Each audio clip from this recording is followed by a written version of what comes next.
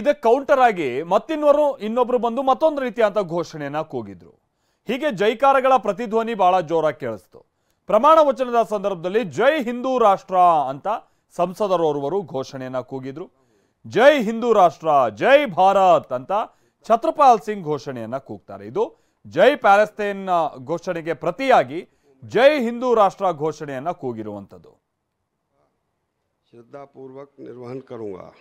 पद को मैं ग्रहण करने वाला हूं, उसके कर्तव्यों का श्रद्धापूर्वक निर्वहन करूंगा। जय हिंदू राष्ट्र, जय भारत।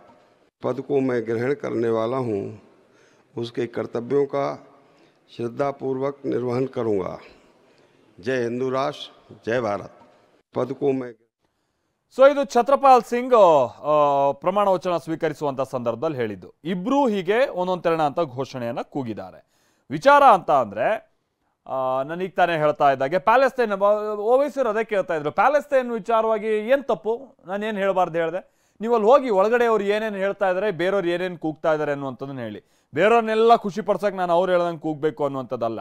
ಇದು ನನ್ನ ನಿಲುವು. ಮಹಾತ್ಮ ಗಾಂಧೀಜಿಯವರು ಪ್ಯಾಲೆಸ್ತೈನ್ ವಿಚಾರವಾಗಿ ಏನು ನಿಲುವನ್ನು ಹೊಂದಿದ್ರು ಅನ್ನುವಂಥದ್ದನ್ನು ಕೂಡ ಪ್ರಶ್ನೆ ಮಾಡ್ತಾ ಇದ್ರು. ಬಟ್ ವಿಚಾರ ಅಂತಾರೆ ನಾನು ಅದನ್ನೇ ಹೇಳಿದ್ದು. ಈಗ ರಷ್ಯಾ ಯುಕ್ರೇನ್ ಯುದ್ಧದ ವಿಚಾರವಾಗಿ ಆಗಿರ್ಬೋದು, ಆಮೇಲೆ ನಾನು ಈಗ ತಾನೇ ಹೇಳಿದಾಗೆ ಇಸ್ರೇಲ್ ಹಾಗೆ ಪ್ಯಾಲೆಸ್ತೈನ್ ವಿಚಾರವಾಗಿ ಆಗಿರಬಹುದು.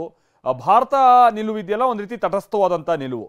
ಸೊ ಈಗ ಇಲ್ಲಿ ಸಂಸತ್ನಲ್ಲಿ ಹೀಗೆ ಸಂಸದರು ಓರ್ವರು ಬಂದು ಜೈ ಪ್ಯಾಲೆಸ್ತೈನ್ ಅನ್ನುವಂಥದ್ದು ಹೇಳಿದ್ದಾರೆ ಅಂತ ಅಂದರೆ ಒಬ್ಬ ಸಂಸದ, ಜನರಿಂದ ಚುನಾಯಿತನಾದಂಥ ಸಂಸದ, ಅದು ಸಂಸತ್ನಲ್ಲಿ ಅವರ ರೀತಿಯಾಗಿ ಹೇಳುವಂಥದ್ದು ಎಷ್ಟು ಸರಿ ಅನ್ನುವಂಥದ್ದು ಒಂದು ಪ್ರಶ್ನೆ ಸಹಜವಾಗಿ ಈಗ ಉದ್ಭವ ಆಗ್ಬೋದು. ಒಂದು ಚರ್ಚೆಗೆ ಕಾರಣ ಆಗುವಂಥ ಸಂಗತಿಯೂ ಕೂಡ ಆಗಿರುತ್ತೆ.